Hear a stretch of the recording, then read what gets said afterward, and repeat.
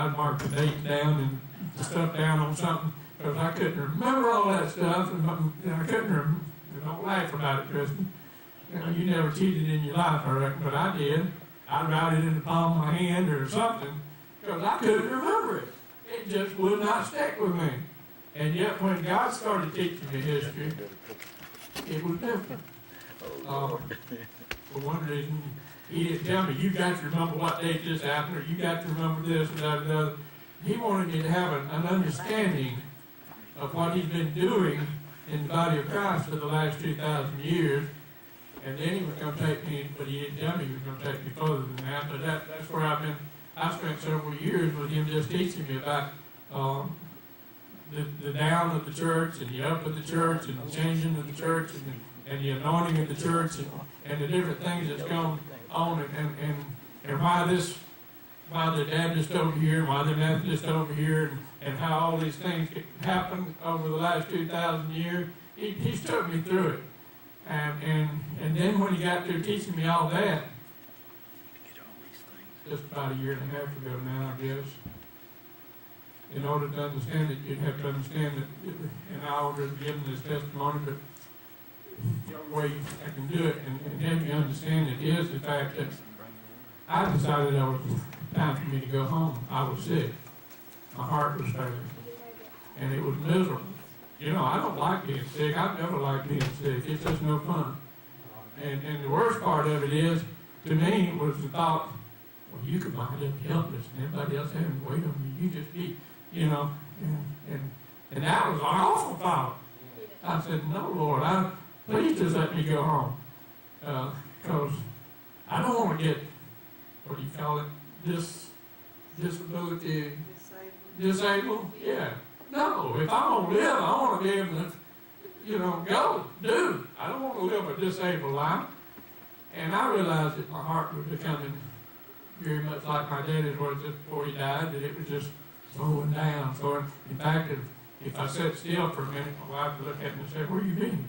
I said, well, I don't know. I just went away for a minute. I don't know if anybody here has ever experienced that or not, but I could be driving down the road and I'd just go away for a minute. And I said, you know, that's not good. All of a sudden I realized, well, you know, I've been gone for, I don't know how, it could have been just a second or 2 seconds, but even a short while when you're driving down the road and you're just not there anymore. Anyway, I said, Lord, it's time to get me out of here. And I said, if you don't have any, you know, I said, now, if you don't have anything else you want me to do, I'd just rather go home than I had to go, you know, slowly like this.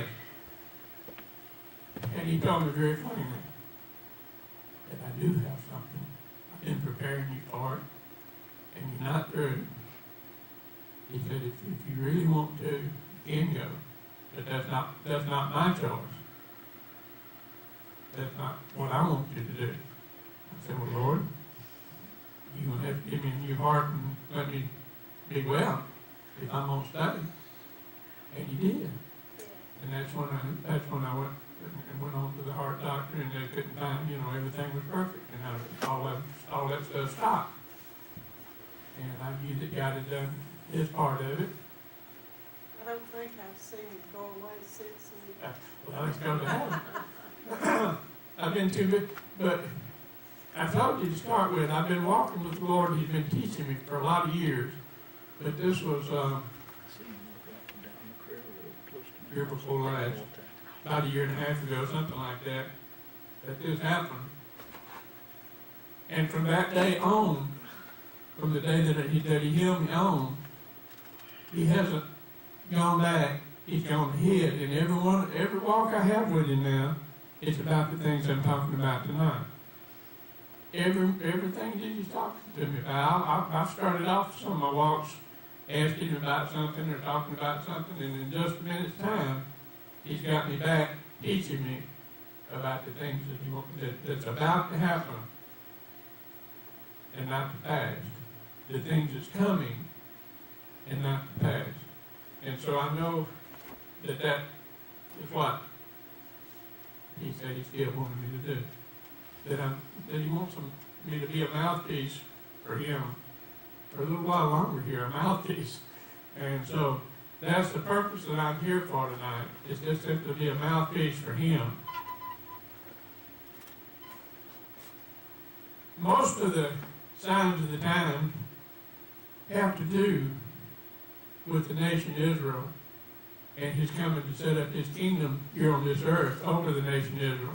But you know, I've talked to him some in the last year, and I said, Lord, what about signs of the times for the body of Christ? Not that, but the church, the body of Christ. What about signs of the times for the body of Christ? Don't you have any time? Oh, yes. So he's taking me to every time I'm walking with him, I talk to him, he shows me scriptures. He said, it's never applied before, but it does for this generation, and it's for the body of Christ. And that's, I think, the thing that I want to share more in these 3 nights than anything else is what he showed me about the signs of the times for those who, you know, the nation Israel, there's 7 years between the time the true body of Christ leaves here and the time he comes back and sets up the kingdom with the nation Israel. And so a lot of the things that the Bible talks about as the signs of the end time are going to take place after I'm gone from here anyway. I won't even see them, because they won't even take place till after he raptures me out of here. And so for me to be looking for those signs is really kind of counterproductive. And that's why I talked to him about, well, what about showing me something that has to do with me before I leave here that I can look for? And that's been a pretty interesting process. I might just say that tomorrow night. But it's going to be, you might be surprised at some of it. Part of it is how many people are in, right now, in the University of Dillon I'm talking about. That's part of what he told me that was the inside.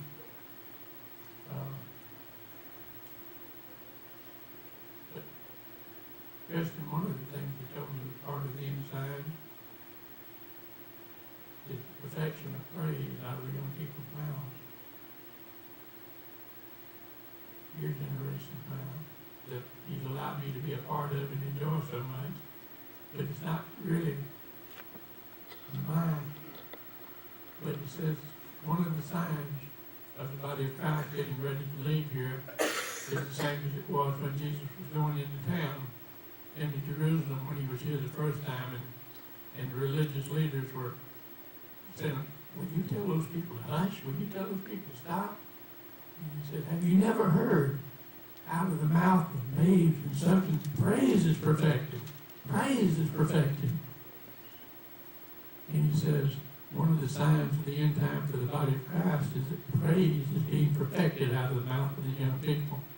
Now, there's no reason why I'm only 71 years old, and he said, there's no reason you can't be a part of it.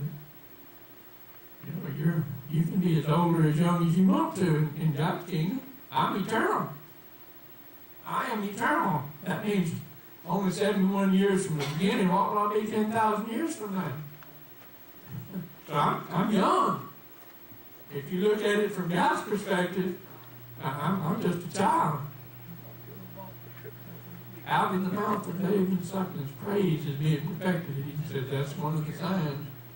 You can accept it or not, but that's one of the signs he told me was a definite sign. He was perfecting praise. Before a king comes into town, he has people ride down the street blowing their bugles and praise the king, he's coming. Praise the king, he's coming. You know, a lot of Americans don't understand that. We never had a kingship. We never saw a king come into town. So, you know, it's a little confusing to us. It really is.